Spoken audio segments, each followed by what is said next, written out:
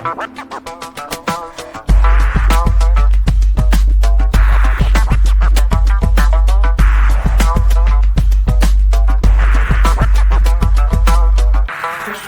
podcast.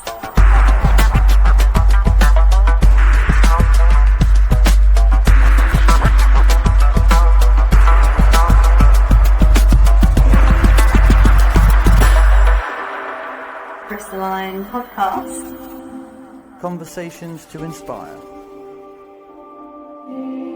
Hello and welcome to the Crystalline podcast, inspirational conversations with extraordinary folk. Today we had the pleasure of sitting down with the legend Debbie Evans. Enjoy. Alrighty. Welcome, ladies and gentlemen. Today we are honoured to be joined by Debbie Evans, an expert on the behind-the-scenes development in Britain and beyond. I've been very excited for this one, and it's a conversation you won't want to miss. So, without further ado, Debbie, how are you doing? Cheadle, thank you so much for inviting me. How am I doing? That's a really good question. Well, you know what? I'm smiling, I'm laughing, I'm having fun, I'm enjoying my grandchildren, I'm going out and about, and I'm making the most of every second. How is it really in the UK? Rubbish. I mean, the UK is what I would describe a third world country. So for that respect, you know, it's all not very great, but just trying to muddle on and get on and enjoy the best and make the most of everything. Every time I go out and I see blue sky, which isn't very often, even though we're in the middle of summer, we seem to have a lot of, I haven't often seen clouds in lines. And we seem to have an awful lot of cloud cover. I'm not quite sure what's going on above it, but no, it's been a bit miserable here in Cornwall in the West Country. So yeah, when I do see blue sky and when I see a cobweb on a conifer bush, or when I see a bird eating out of a bird feeder or a little robin, it means something. I don't know whether it's because I'm getting old, that I'm taking notice of all these beautiful signs around me, or whether it's because I know what's possibly on the horizon and coming for us fast. So I'm trying to appreciate everything beautiful while we can. I like that. So for our listeners, I was hoping maybe we could start at the beginning and explain maybe your journey to us and how you ended up where you are today. Well, I mean, for people that don't know me and your viewers that haven't met me before, I'm a nurse. I was just a ward sister. And one of my great friends, who's a doctor, always used to nickname me Matron. So that's why you'll see Matron all over my name. So I'm a trained nurse. I joined the NHS in 1976 when it was a vocation and caring was, and I really, really wanted to be a nurse. And then I got married and I had kids and I got on with life and I wasn't really aware. I've always been challenging, right? So I've always challenged authority and I've always fought for the underdog. I hate injustice. That's just part of my makeup. And I've always been suspicious of authority. But my son, my eldest son, Stevie, he has been awake or aware for years and years and years and years, and bless his heart, you know, we've all been kind of, oh yeah, you're a conspiracy theory, but it turns out that everything that he said is right. And I end up all through my life really having battles with people, and I don't have small battles. You know, I take on the local authority, I take on the local NHS, I take on big organizations. And I had a recent fight with a water company, and I've been a flood victim for many, many years. And as a result of that, I was invited to an alternative view conference with the amazing late great Ian Crane. And I had an opportunity to talk about Southwest Water as it is now. And I don't know, I must have made a kind of impact. And because of that, he invited me back to talk about the agenda, because it was just sort of unrolling. The whole COVID stuff was unrolling. So, excuse me. So I did a presentation at Alternative View and then got picked up by other people, other stations, and did loads of other interviews and was doing health presenting, mainly concentrating on NHS and MHRA, the Medicines Health Regulatory Agency here, and all the things that were going on in the UK. And surprisingly, because I am just a citizen journalist, right? I'm just a nurse. I'm a gobby granny. I care. I have no skin in the game. I don't monetize any of my work from now on in, and I haven't really monetized much of my work previously either. So I'm doing this because I care and because I know what the world should look like, and it's not looking like that. And I've got grandchildren that I love dearly.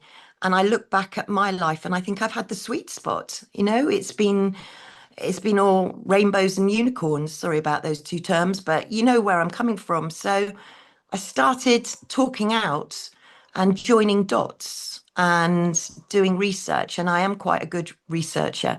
So I get a bit OCD about it. And was doing 16 hours, still am 16 hours research a day, trying to figure out what's going on. And I guess because I can join some dots that maybe other people don't see or they get distracted by, I've been really, really fortunate and had a really amazing following. So I'm delighted to be here to be able to just put out the truth as I see it without there being, I'm not captured by anybody. I'm just who I am. But interestingly, after I did my nursing and when my kids were growing up, and I've got 5 kids, I I was very interested in autism, and I applied to become a Department of Health government advisor. And to my amazement, I got accepted. So I became a UK government advisor for 5 years on the Autism Programme Board with the Secretary of State. So I got to see the inner workings of government and started to think, because when I first went into it, I thought, this is amazing. I'm going to be able to give a voice for people on the autism spectrum. The government are going to listen to me. No, it was completely tokenistic. So I started to see how government was working or not working.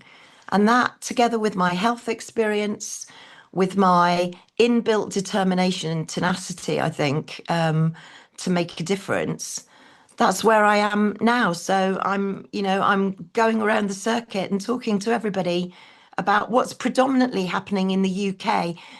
I can see the geopolitical situation, and I know that this is very important. Israel, Iran, Gaza, Russia, Ukraine, China, Taiwan. I mean, volcanoes, earthquakes, solar maximum, coronal mass ejections, solar flares.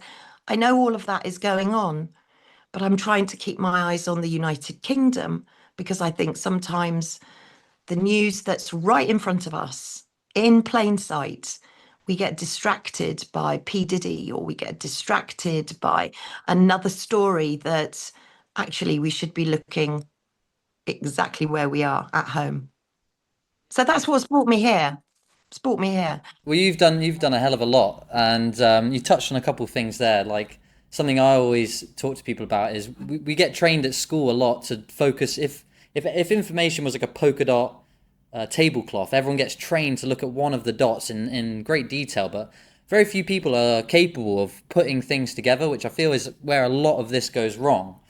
And I noticed when COVID started and you had before that how Black Lives Matter with this distraction thing you're saying came into existence. I noticed on the internet people were starting to do these arrest Bill Gates protests, and then next thing you know, as soon as they start, there was like one or two of them, and then oh yeah, we're all going to protest about Black Lives Matter now and forget about Bill Gates. And I was like, they're so good, they're so clever, Yeah. these people. But you said you always were sort of fighting for the underdog, but was there a particular moment that made you step away from the mainstream, or was COVID the catalyst? Um, well, you know what? I think people that don't do injustice, I think if you're watching this now and you're nodding your head and going, yeah, I don't do injustice either, there's probably a catalyst back in your life. There was an event that triggered that off. And for me, it was my sense of injustice came from a school friend.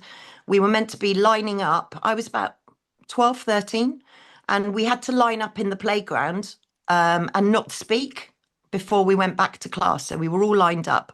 and we weren't allowed to speak. And that was the rule. And we had conduct marks and order marks back in my day. And if you had a conduct mark, your parents were called. And I never had a conduct mark. Never, never, never. And I didn't speak in line. But my friend, who was a lot shorter than me, because I was tall at 15, I think I was 14, 15, I was quite tall, and I bent down to listen to her. And because I bent down, because I bent my ear down, I didn't say a word, I got the conduct mark. And that for me, that tiny little Sarah, if you're watching, that has lived with me since I was 15. I will never, ever forget it. But the sense of injustice. And from there on in, I just started to challenge people. I'd always been challenging. My mother would always say I was challenging. I'd ask questions and I'd probably go places other people wouldn't go. And my family would go, oh no, she said it. She did it. She did. Oh my goodness, why is she doing this? I was always a bit of a rebel in the family, I guess. But with COVID, I mean, I've always challenged authority, right? Always. But the whole awake, and I prefer to use the term aware, but the whole aware thing, the consciousness, the being aware of what's going on around you and the lies, that was seeded to me by my eldest son, Stevie. Shout out, He's Stevie. been telling me, yeah, shout out to Stevie. He's such a good boy. He has been seeding me for years and years and years. And to be fair, I I was kind of dismissive of a lot of it. And then COVID happened. And you know what, Cheetle, I bought into it. I did. I honestly bought into it. I never did the mask. I never did the swab. And I never did the 6 foot between. But I didn't want my son to go out. I was panicking and it was like, oh, I've got to get home delivery. Oh, and then my other son, David, he said, I'm going out. And I went, you can't go out and put me at risk. Oh, shock horror. And he went, Mum, 99.8% of people are getting better from this COVID stuff. And I went, what? And he said 99.8% of people get better. And that was the light bulb for me. And from there on in, I just hit the ground running. And once I saw one lie, I saw another lie. And once you hear a lie, you can't unhear it. Once you see a lie, you can't unsee it. And as time went on, over, I mean, it was a very short period. It was only a couple of weeks because I really got my head down and started to investigate. And it was one lie after the other, after the other, after the other, to the point where my whole life's been a lie. My training's been a lie. My professional training, everything that I had been trained in, allopathic medicine, pharmaceuticals, everything I had learned, I've now got to unlearn, but also not just unpick everything that I'd learned. I've now got to learn a whole new system. It was like, wow. So for me, it was probably my son David telling me that 99.8% of people got better from COVID. And then I guess because I knew as a nurse historically pandemics in inverted commas, they burn themselves out in 3 to 4 years. So why on earth would anybody contemplate a vaccine which I knew took 10 years to develop? It didn't make sense. Pandemic burnt out in 3 years, and yet you've got another 7 years to develop a vaccine. So the minute they said that they were going to fast track a new novel vaccine, I was immediately suspicious. So then I became suspicious about everything. And then I had to start questioning myself as, you've got to be realistic on this. You can't think that everything is a conspiracy, but you do start to question yourself on absolutely everything and question everyone else on everything. Yeah, I think we have a similar experience in some regards because I was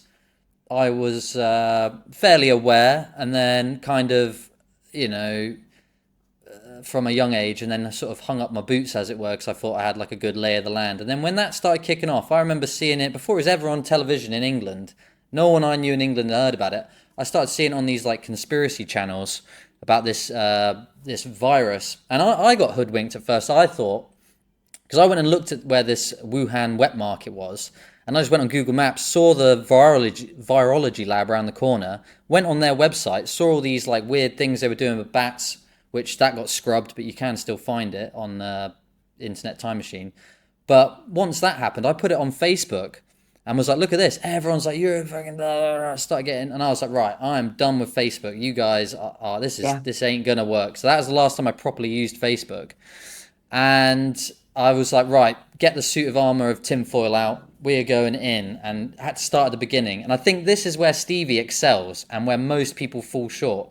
It's good to be skeptical. It's good to like research stuff. But like, if you don't know history and you don't see how the money and the power has been delivered over time, like it's all just new concepts to you. Whereas if you study it from 1,000 years ago, oh, it makes so much sense. Obviously, like if you own all the oil, you change all the history books, change all the education books, make all the medicine oil based. Like it's not that complicated at that point to be like, oh, okay, and see how they're chalking up all the board for themselves.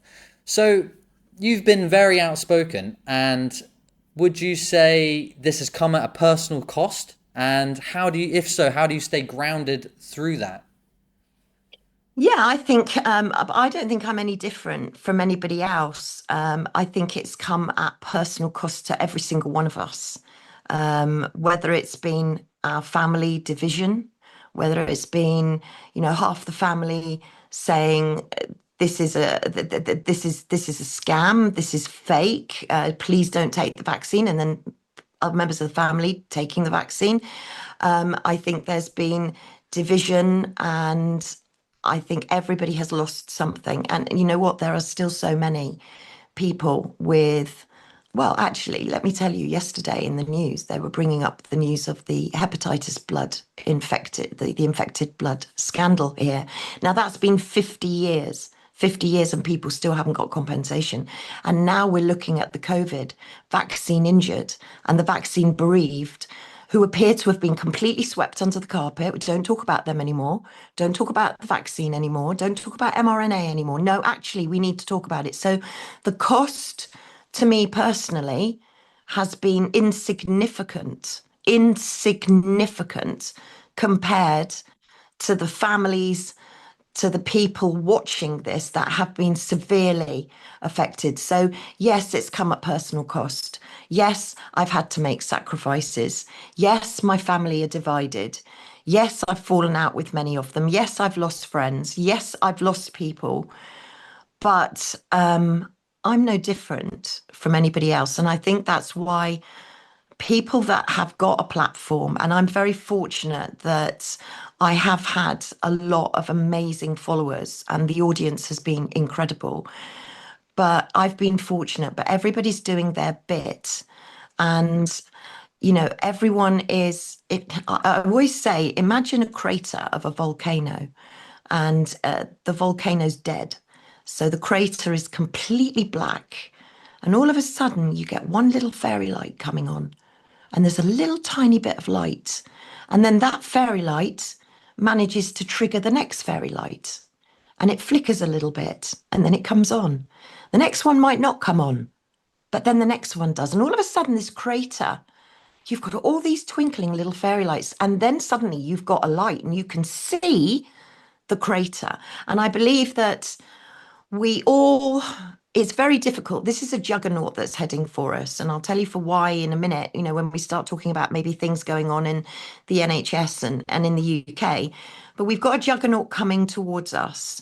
And what we can do now is to prepare to pick up the pieces because it's coming and we need to be mindful that it's coming.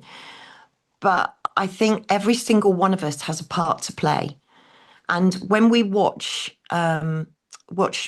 well, mainstream media, we watch what's going on. Sometimes we can feel a bit helpless. Like, well, what can I do? I'm only one person. What the heck can I do? I've got no way to defend myself. I've got no way to stand up to the government. They've got all of the power, all of the money, all of the control. What can I do? But collectively, if we all said that, there'd be no hope. And that's what concerns me, is apathy kills people. Apathy is worse than austerity, because if you're just sort of dreaming by and not really taking much notice, or you're not doing something, however small it is, then that's apathy. And that's what worries me. And I think we're going to reach a point where many more people are going to be aware. But for people that are watching, I think just do the little things, because all the little things, they make a big thing, right? And collectively, there's more of us than there are them. Okay, so let's go into that then. So, for example, my understanding at a outsider, never having worked in NHS or anything. So you've got like a doctor, for example, a GP. He's gone to medical school for X amount of years, and let's say he's got like a wife and kids now, and he's got a mortgage. He has this one profession in which he can make money. He has to prescribe these medicines and this way of training things, even if he is consciously aware and is smart enough to put together that this doesn't make sense, even to like a 7-year-old retarded child. But he is financially obligated to carry on doing it. How many people do you know that through your interactions inside the medical system that know it's a scam, or do they still buy into it on the majority? I don't know what that's looking like. Do you know, interestingly, I speak to very few doctors who are still in the NHS, and I think it's the first time that I've thought about that. But they don't seem to want to talk to me. Doctors that are in the NHS that are actually practicing, GPs that are practicing now. I mean, aside the amazing Dr. David Cartland, who is a GP who's just been struck off, by the way, for speaking up. And I mean, he's just amazing. But no other GP, apart from Dr. Tek Kong, who's retired, unless these doctors are retired or they've been struck off or they've handed back their licenses like Dr. Ahmed Malik, then they don't speak to me. So I don't know from their perspective, but you know what? You're right. Every GP has been captured.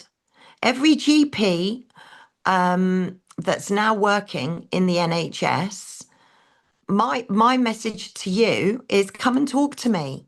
I've got questions. We want to know genuinely, how much money were you paid? We see reports that you were paid £25 per jab. What kind of instructions? I wrote a letter to the Royal College of General Practitioners, and I asked why doctors, GPs, weren't telling patients the ingredients of the vaccine, and why they weren't telling patients about the serious adverse reactions. I wrote to the Royal College of General Practitioners. And you know what? I got a very full letter back from Dr. Michael Mulholland, who is the president of the Royal College of General Practitioners. And he told me, and I've got it in writing, and I've often put it on X, I'm happy to send it to you, a letter. On the second page, it says, doctors are not told the serious adverse reactions, the side effects, they're not told.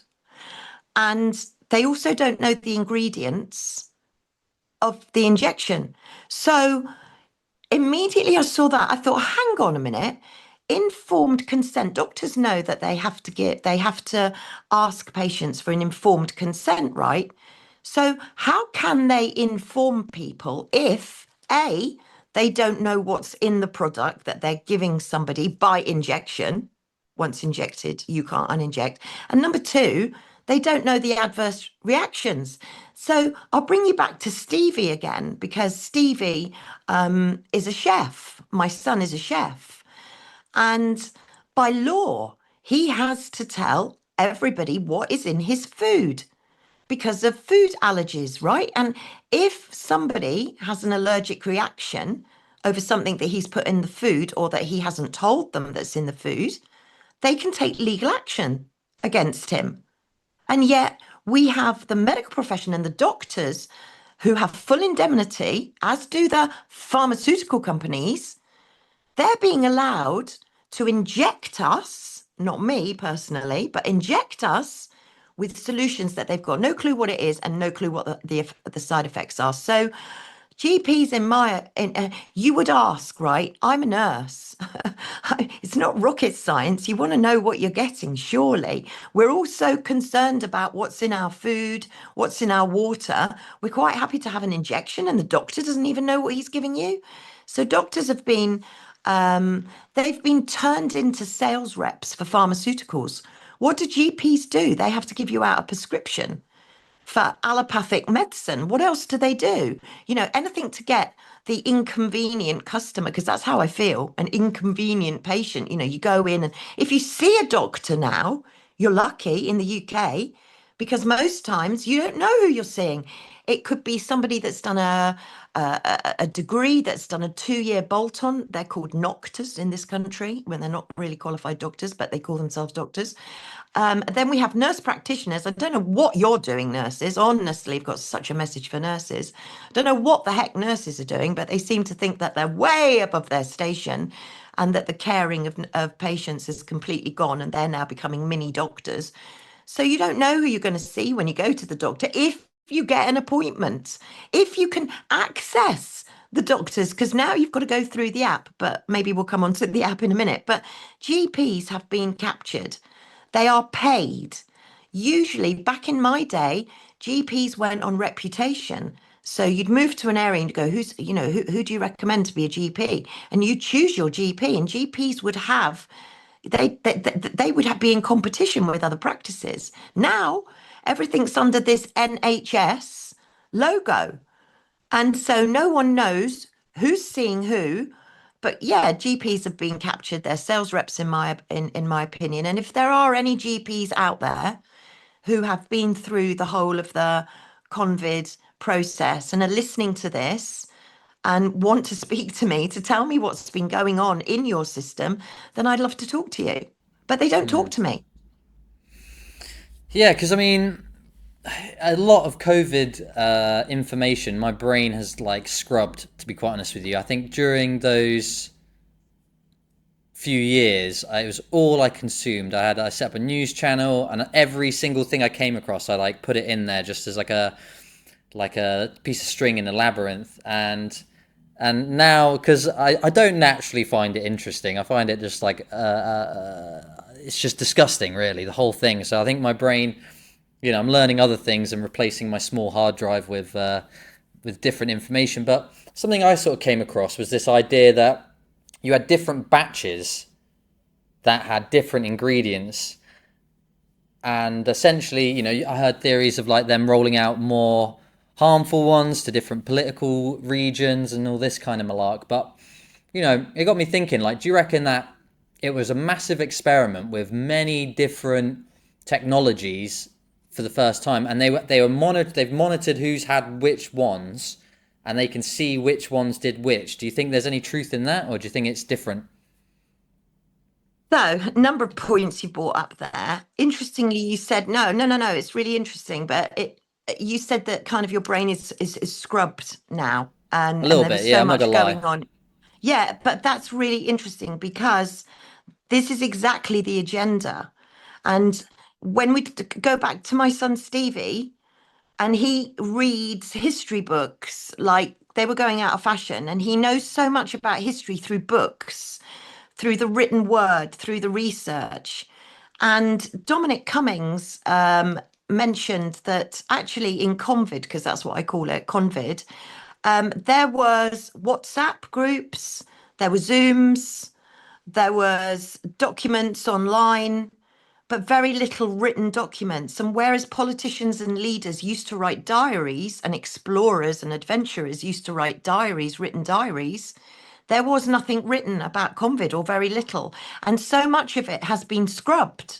It's like a modern book burning, if you like. So, this is where I come back to, look, we must never forget what just happened over the last 5 years. We must never let these people off the hook. People like Matt Hancock, Chris Whitty, Boris Johnson, I mean, all of the politicians that were in post and that were forcing this agenda on us. Patrick Vallance, there are so many, June Rain, MHRA, there are so many. They must not be forgotten. We must not forget COVID. And people are forgetting it. And it worries me because there are still thousands and thousands, and we don't know how many with vaccine injuries anymore. We don't know. We've got thousands and thousands of people that we've lost through midazolam and morphine that have died early, way before their times. We've got families who've never been allowed to grieve. We've got children that are being brought up with mental health problems through lockup. We've got a barrage of problems that were created deliberately by COVID, and we are forgetting them. And we mustn't forget them. We have to keep them paramount. I mean, there should be a Nuremberg too, in my opinion. So we must not forget COVID. But with regards to what you said about, what was it all about? It was just a warm-up act. It was a dress rehearsal. It was a stress test for the world. No one knew at the point whether it was going to work or not. And I remember Professor Neil Pants Down Ferguson, he said when Italy locked down, he was the one that modelled all this rubbish, and he also modelled the whole mad cow disease rubbish as well, completely skewed all the data. So he said that when Italy locked down, they thought, wow, this is amazing. Europe are going to do it. They're actually going to do it. And so the whole globe locked down, and this became an amazing experiment. Number one, the planet was very quiet. So what were they picking up? What noises were they picking up? What vibrations were they picking up? What things were they listening to that they'd never heard before? The planet was very quiet. The planet was in fear. The whole planet was in fear. Everybody was in the same boat, right? So who was going to be, because I think COVID was a magic spell. I think it was black magic. I think that they cast this spell, and for some reason, some of us are blessed and we haven't succumbed to that spell. And so these people were put under a spell, and this was a stress test. Who was going to be put under the spell for a start? Who was going to dissent? Who was going to speak up? Who was not going to take the vaccine? Who was going to be the trusted messengers? Which celebrities can we use to do X, Y, and Z? How many injections would we need? How fast can we roll out a new novel, dangerous solution? How quickly will it kill people? What kind of damage will we see from it? How can we crash the economy? How can we keep people at home? The signs and symbols were all there. Furlough. Everybody's going, yay, I'm staying at home and I'm getting paid for sitting on the sofa.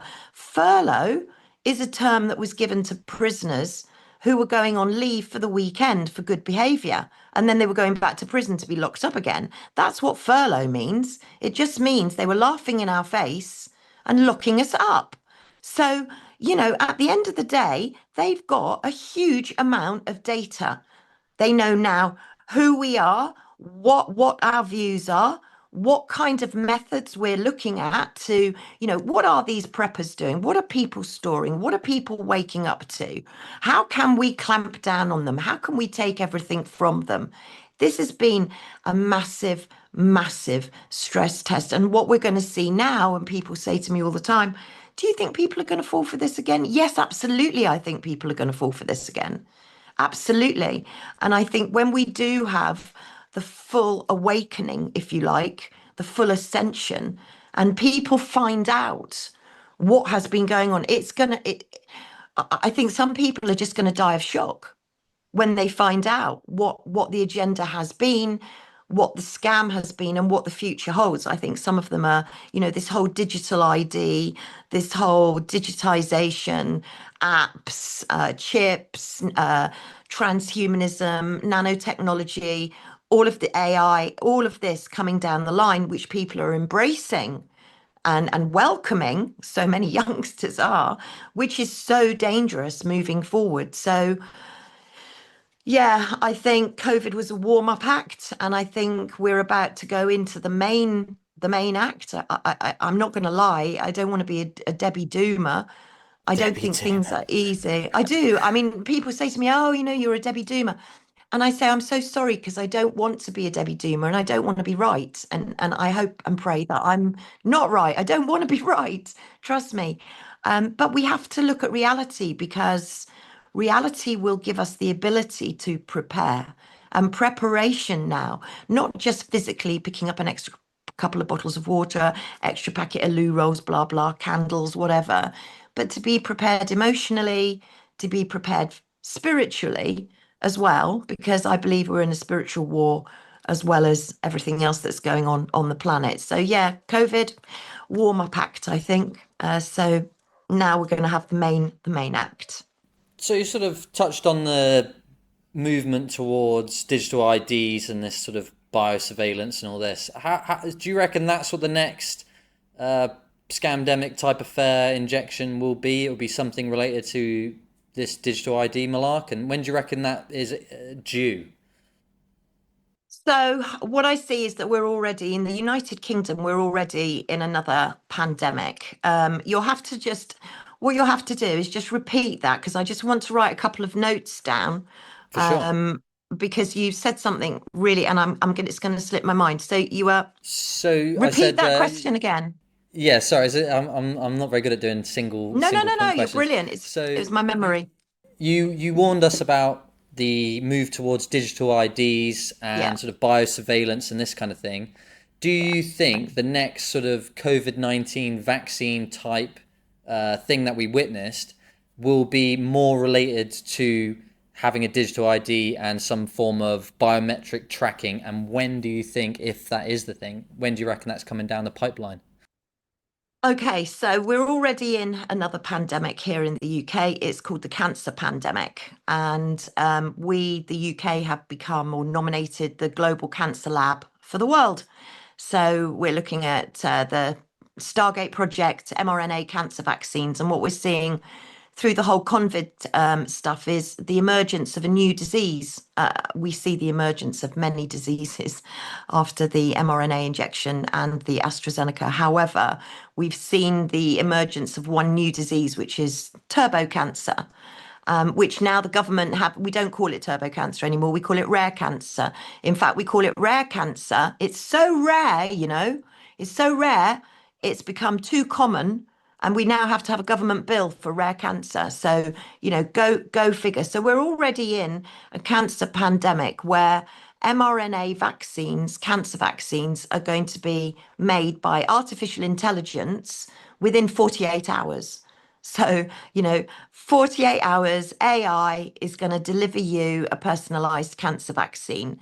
Now, the AI agenda with the NHS and Larry Ellison and Oracle and the whole Project Stargate stuff, this all plays into the digital ID. And for those of you that may not know, we've already had the Brit card launched. The government have launched this Brit card.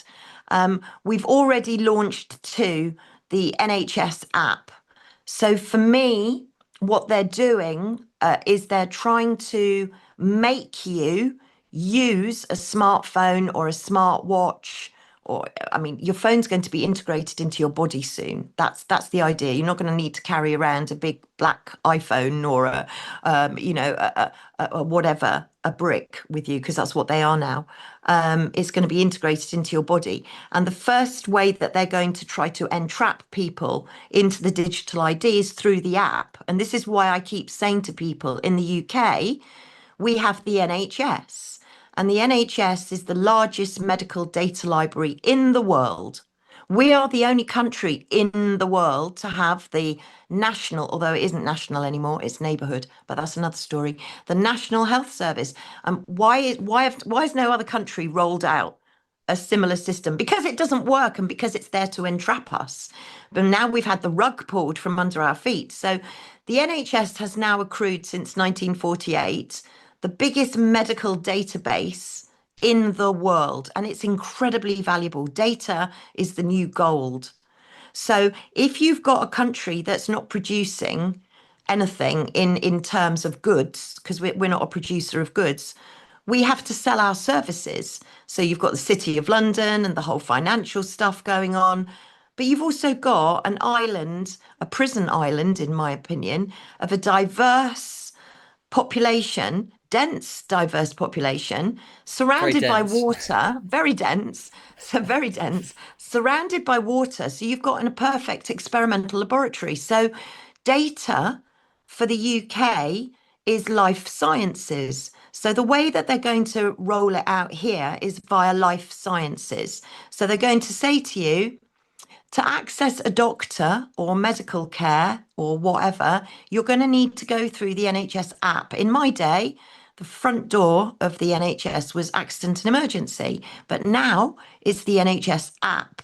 So many people are contacting me to say that they're not able to make an appointment with their GP. They're not able to get a prescription. They're not able to get a hospital appointment unless they go through the NHS app. So people are being forced to give their biometric data, because that's what the NHS app is all about. They're being forced to give their biometric data. They're also being forced to use these online, how many steps have you walked today? What's your blood pressure? What's your blood saturation? What's your pulse? Can you input your data to the NHS app? So your NHS app is a spy. They call it a doctor in your pocket, but it's a spy in your pocket, which is tracking you, tracing you, and you're feeding it your data all the time. And people say to me, I'm not worried who has my data. You should be. You absolutely should be worried about who is having your data, because it's extremely valuable. And what they're doing is they're using your data for a number of reasons, either for researchers, they're selling it on. And what you need to know too is that Palantir, which is a whole new interview, but if people watching don't know about a company called Palantir, which was started by Peter Thiel, who funded Donald Trump, who also started PayPal. Palantir is a private company with tentacles into Mossad, tentacles into the CIA, and they are in control of all of our data, all of our data. So you now have a private company who's got your data, my data, and now Mossad have got it, and the CIA have got it, and who else has got it? So who is seeing your data? Who is listening to your appointment with your doctor? Who is seeing your medical results? How do you know your medical results are even correct? A lot of people are saying to me they're going on to the NHS app, which is, in my opinion, the first step to digital ID. They're going onto the NHS app and they're finding that they've got a history of diabetes when they've never been diagnosed with diabetes. They've got a history of something else when they've never had that history, or they've been prescribed a drug that they've never heard of. So when people are looking on the NHS app, they're finding that a lot of the information anyway is wrong. And some of the information coming down the line, they're not sure whether to trust. And who are they speaking to? They're not speaking to a doctor half the time. They're speaking to an AI chatbot. And so you're interacting with AI. So this whole digital health, you have to give. In my day, Cheekle, it was if the authorities had my fingerprints, oh my goodness, that was a mark of shame, because that meant that I'd had to give my fingerprints at the police for some reason. If people were arrested and they had to give their fingerprints, it was a mark of shame. You do not give your fingerprint. You do not want the police or any database to have your fingerprint. And now we're sticking our fingerprints on our phones, for the banking app, for the NHS app. People are taking pictures of our irises, biometric data. We're swiping our palms into shops. We're allowing cameras to track us. We've got Public Health England, which is about public health, right? Suddenly all became the United Kingdom Health Security Agency, just a bunch of spooks, just a bunch of spies. This is about surveillance. This isn't, they're selling it to us as convenience. Order your Deliveroo through the app. Order your colonoscopy through the app. Order your prescription through the app. Order a bowel test through the app. Just like order your Christmas presents through Amazon. It's that simple. It's that convenient. And it's that message of convenience that they're trying to sell to people, when actually it's control. So by giving your biometric data, They're sucking up that information, they're selling it, using it, probably for many nefarious reasons. And automatically you've been sucked in to the digital, the whole digital drama. It's like now in the UK, when you phone the bank, the first thing they say is, "Have you got the app?" And you go, "No." "Do you do internet banking?" "No." "Oh, but we're moving all our systems to internet bank." So they're forcing you, these apps. These apps are honestly the key to digital hell. And this is why I say to people, make your mobile phone immobile. Data and the digital, if we put our mobile phones down and if we didn't give our data with these apps and we did not comply, this whole mess would stop. And people say to me, "Well, how do you get your prescription?" And I go, "Well, I go to the surgery and I write it on a piece of paper and I post it in the box." And yes, they say to me, "Have you got the app?" Every time. And every time I say no. So you have to, and this is what I mean by everybody can do their little thing when people are going, "Oh, well, I can't do anything." If everybody did that, if everybody insisted that they scrapped the NHS app, and that's my tagline, hashtag scrap the app, hashtag app trap, hashtag app track. So scrap it. If 34 million people scrapped the app, we'd have to go back to face contact, talking to people, writing things on paper with pens. We'd have to. But no, people won't because they're busy. They want convenience. But in return, you've handed over your control. Now, what we've got to do is take back control because this is the key to digital ID. And once we're in a digital world, there's no coming back. How much do you think this is going to be related to the mass immigration thing we're witnessing in Europe? Because certain theories I'm hearing is, shove a load of people with no passports, criminal records, all this jazz into there. Look at Sweden, crime rates gone through the roof. And then they'll say, well, if only we had a digital ID, then we would know who everyone is. Do you reckon there's a part of that? That's a big part of it as Yeah, well? of course it is. It's like they'll do anything to twist it around because it's all in our best interests. And, if the public have said something, "Oh, we'll do it, but we'll roll in something worse." And yes, it's all an excuse. I mean, the boats, the, the boats, when I think about how many boats are coming in, yeah, there are a lot of boats and we are being invaded. But Wait, there's also, he's run off. you saw it, he's arrived. Yeah, there are boats. There are a lot of boats coming over, but there's also a lot of planes coming over. And there's a lot of people being put on planes. So we've got migrants, illegal migrants, illegal immigration. We've got all sorts of people coming to this country for very many different reasons. So whilst we're looking at the boats, let's look at the amount of nurses that are being flown over from red countries. And a red country is a country that the WHO, the World Health Organization, has deemed as this country hasn't got enough nurses for their own country, so therefore no other country can employ from them. So we're getting nurses that are being sent from red countries that aren't nurses. They're not qualified. We're shipping in underskilled or non-skilled people to do jobs that we're not longer allowing our people to do. So when it comes to immigration and digital ID, of course they're going to say, yes, we can't possibly have all of these illegal immigrants in.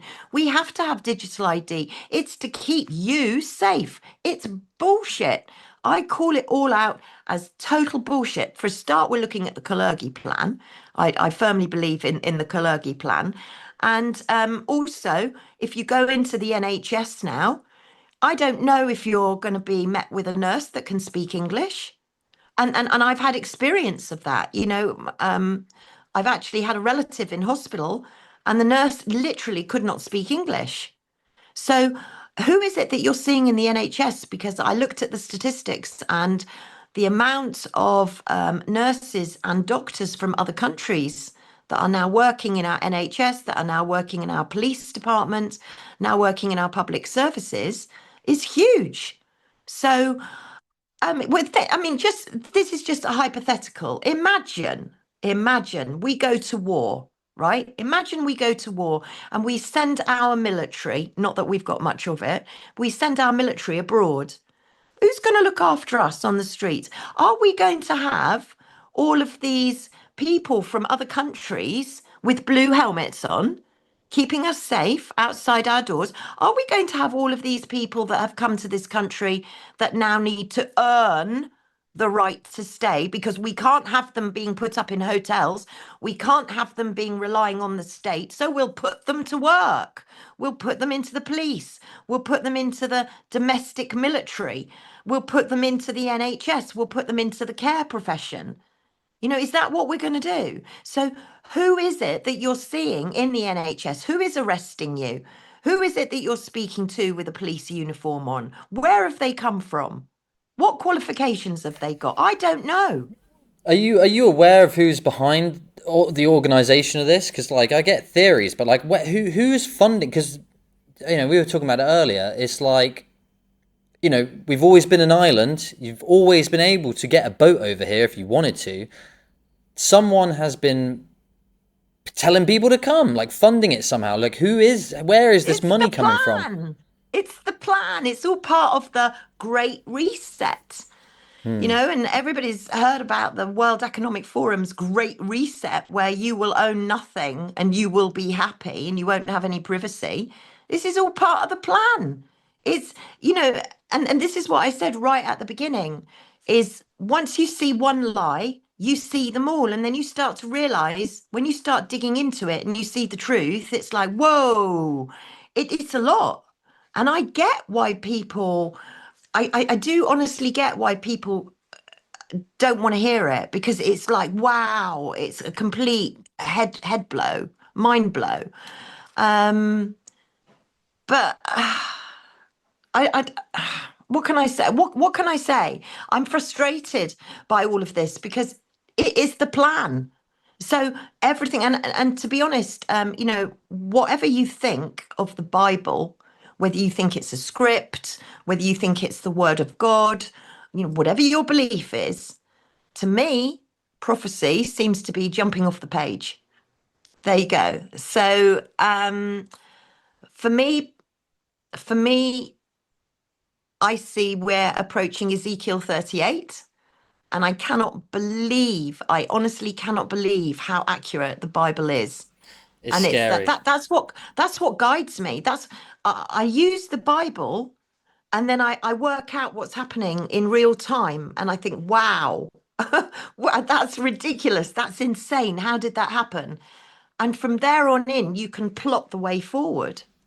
Yeah, I've recently sort of come to a similar conclusion. I saw the River Euphrates dried up the other day as well. That was kind of ominous. So someone I've got coming on the podcast in August, I can't remember, I don't know how to pronounce his name. Like, he's a South African chap, used to be the ex-head Satanist of the church, the Satanic Church in South Africa. And one thing he said is before he left, because Christ came to him and just like filled him with love, and now he's like telling his testimony. But one thing he said, because he was like head going to all these meetings and stuff, and they have like, when you're in these top positions, you have like an agenda that everyone in these satanic churches get. And they don't go after any Buddhists, they don't go after any Muslims, they don't go after any Hindus, they only go after Christians. Don't know why, but that's all who they go against. But one thing he said, the last thing he was privy to seeing, because they only do it in like a few year batches, the last thing on the timeline, so before he saw that they were going to start arresting people for praying, which we've already seen that come into existence. But the last thing he said in 2027, we're going to see there's only going to be one legal religion that you're allowed to follow. And I've heard from other places it's going to be called Crystalline or something like this. Yeah. Have you heard anything about this? Yeah, one world religion. I could talk to you for hours about King Charles, because in my opinion, King Charles is at the top of the tree here.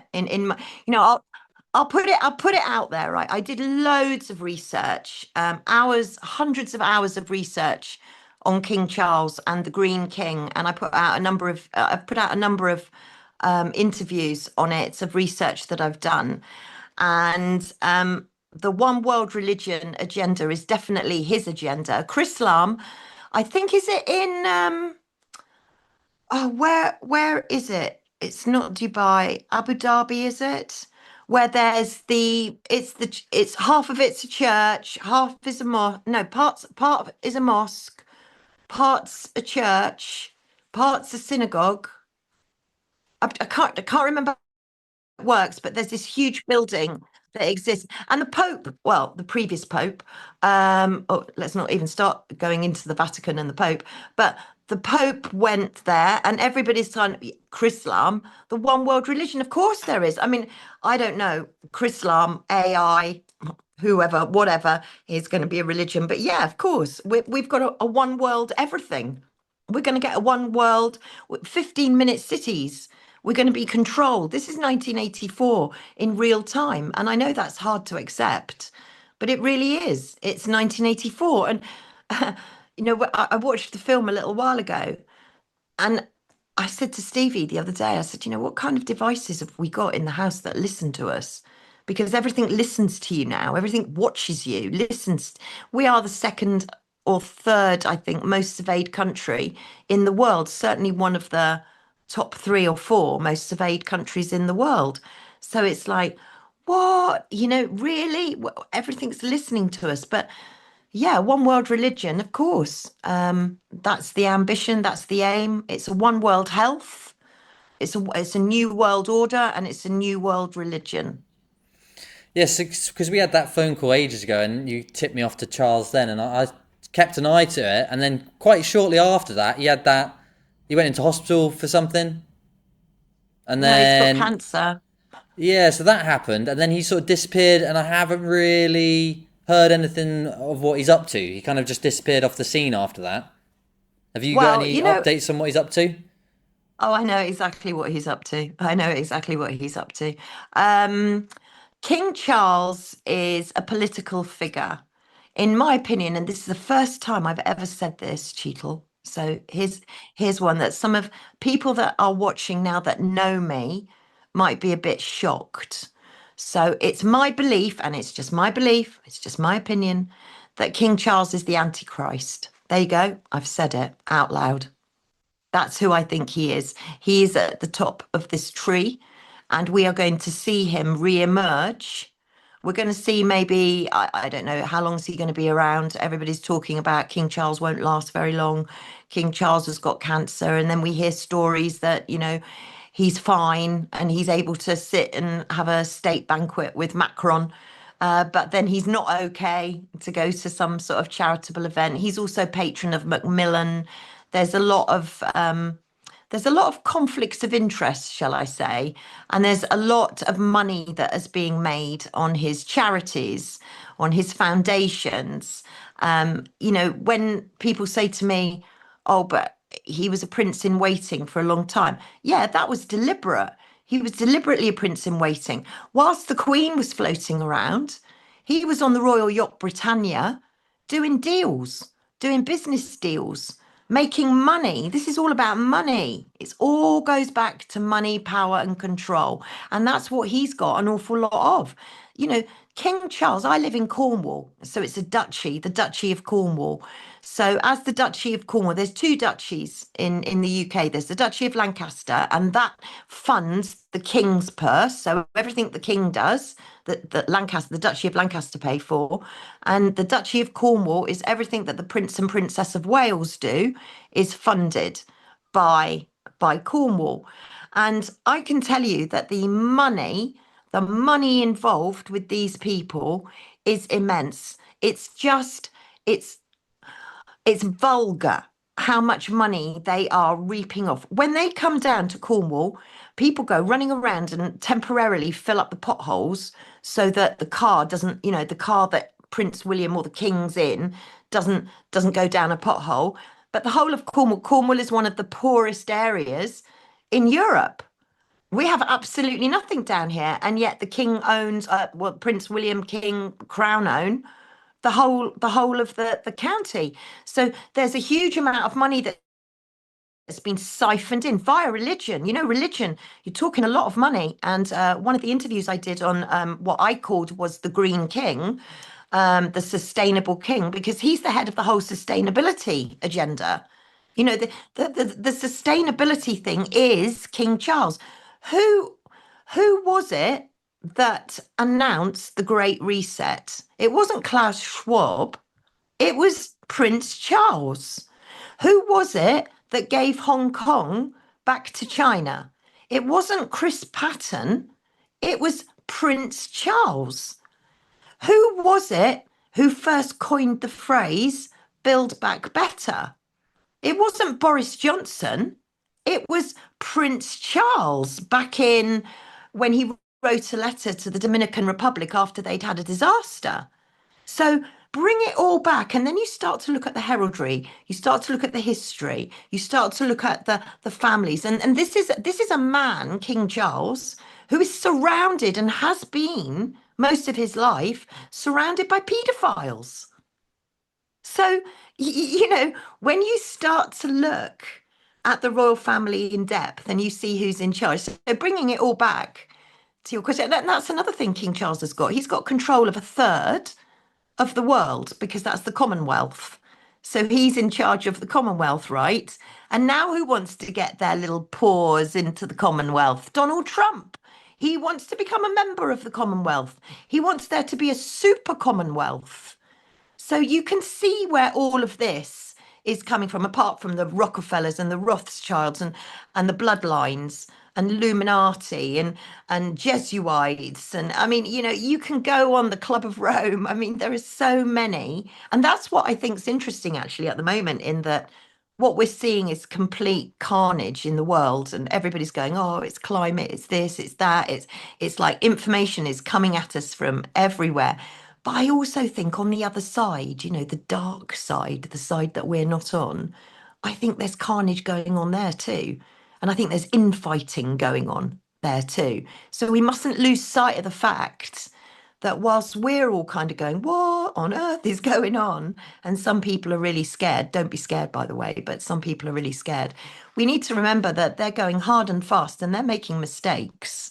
They're making mistakes, they're arguing, they're infighting. So it's not all smooth on their side either. Do you think that there should be any things people should keep an eye out for over the next few months or the next coming year?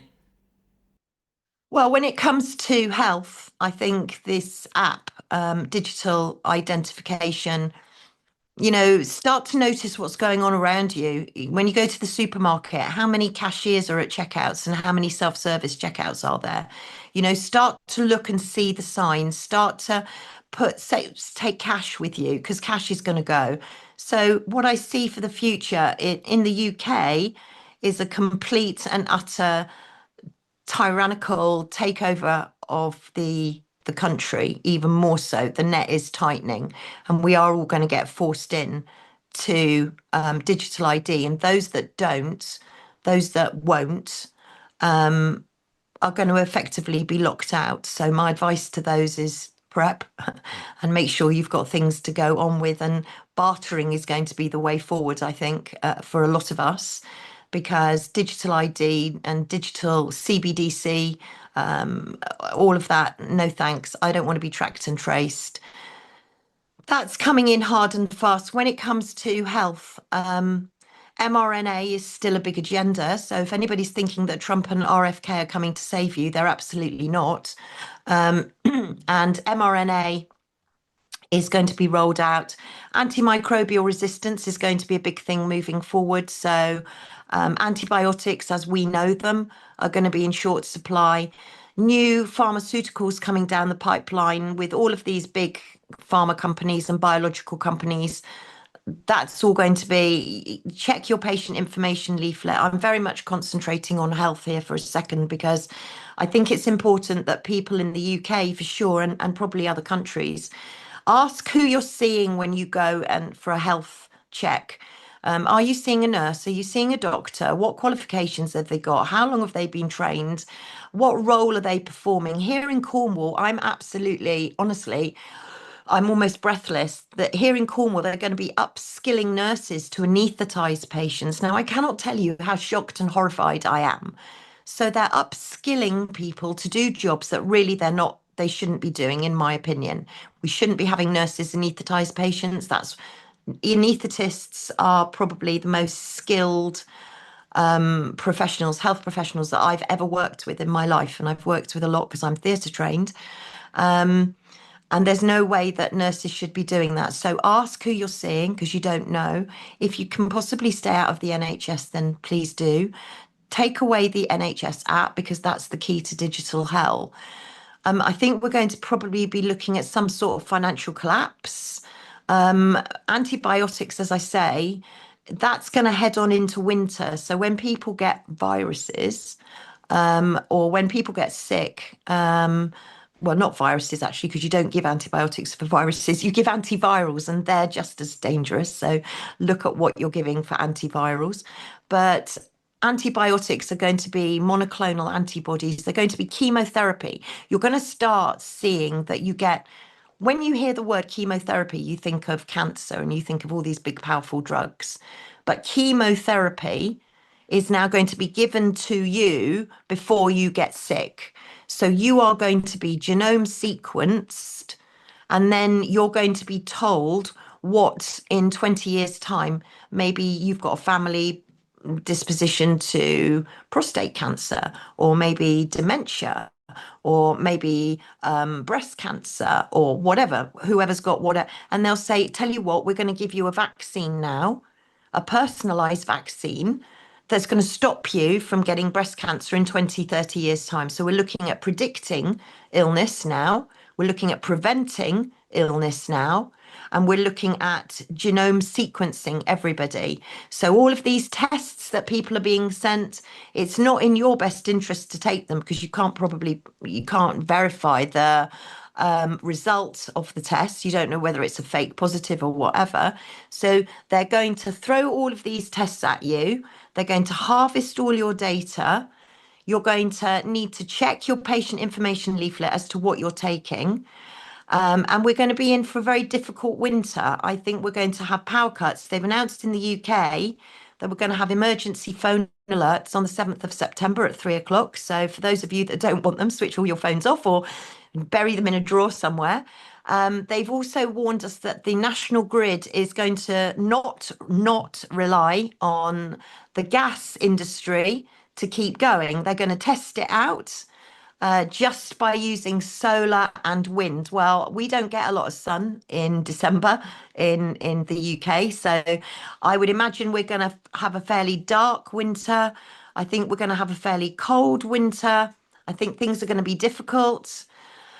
I see distribution problems as well. So I always say to people, just while you can, just grab a camping light, just grab some extra water.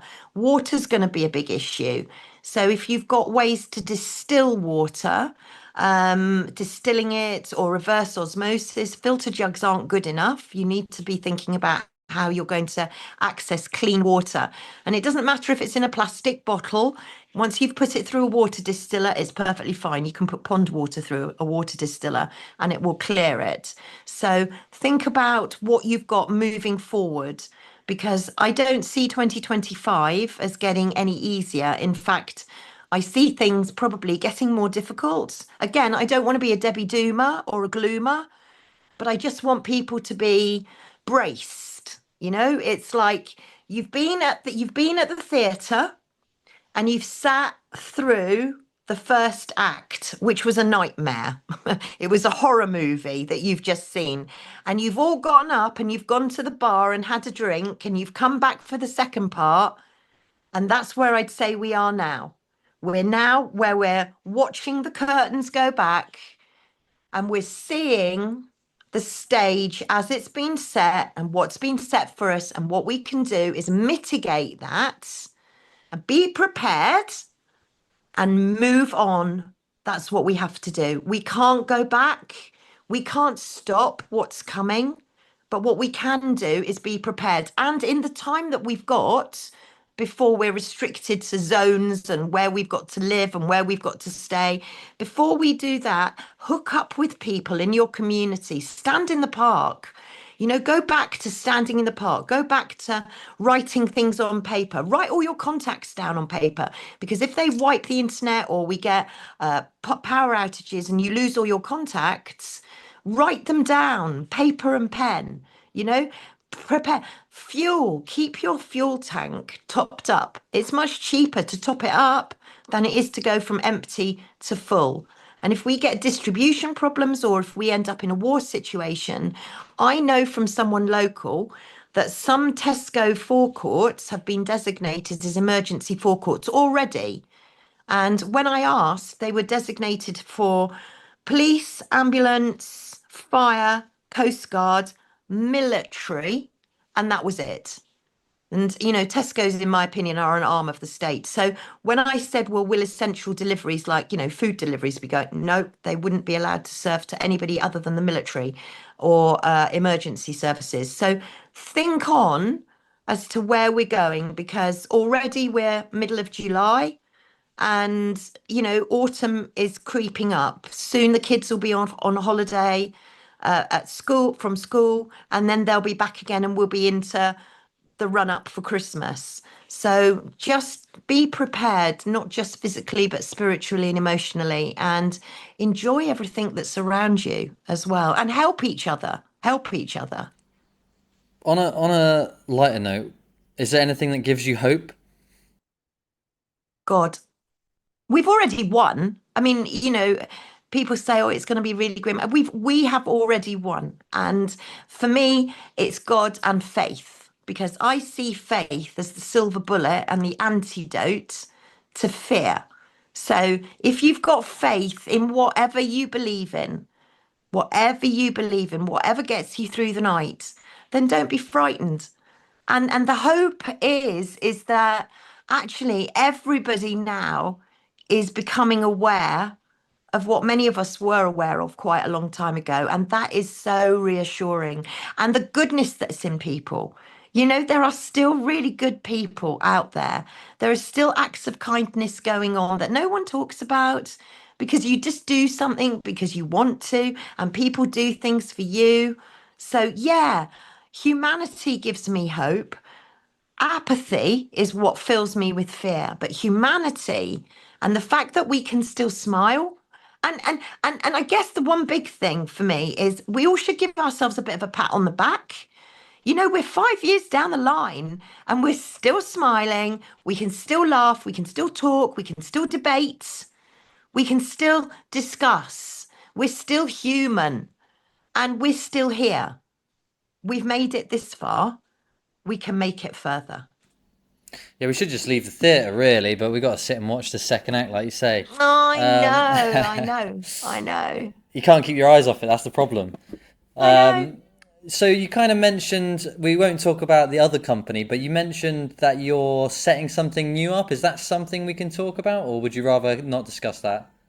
Well, I'm hoping to. Loads of people have contacted me and said, Debbie, we miss your rants. We need to know what's going on at the MHRA. We need to know what's going on in the NHS. Please, will you do some more work? So I'm teaming up with a few people. I'm hoping to be putting out more stuff very soon. I've got a little studio in the making. So oh yes, I shall be coming to you, Cheetle, for some hints and tips. But yeah, I'm quite prolific actually on X, at Debbie Evans Matron. So everything that happens every day, I'll break news. So if anybody wants to find out what's happening today, or what's going to be happening tomorrow, or what's going to be happening next week, then I am very active on X. So follow me, and I do little videos. I do little 2-minute videos, and I have rants, and I throw ideas out. And yeah, find me on there for if you want the latest up-to-date news. But there's more to come. Awesome. Okay, well, I'll put all your links in the description below, and then I guess when you are all set up with your exciting new project, we'll have to catch up again there. We absolutely will, because I do like to keep my eyes on the UK. Although I do see what's going on around me. I do see what's going on in other countries, and I see the impact that it's having on here. So if you want the UK news, I'm your gal. Oh, fantastic. Yeah, it's been a pleasure. I'm gonna love you and leave you now, and we'll catch up when I see you next, I guess. Really look forward to it. And thank you so much for having me. Thank you for inviting me. And it's been an absolute pleasure. No problem. God bless. God bless. The intention of this podcast is to inspire. I've got loads of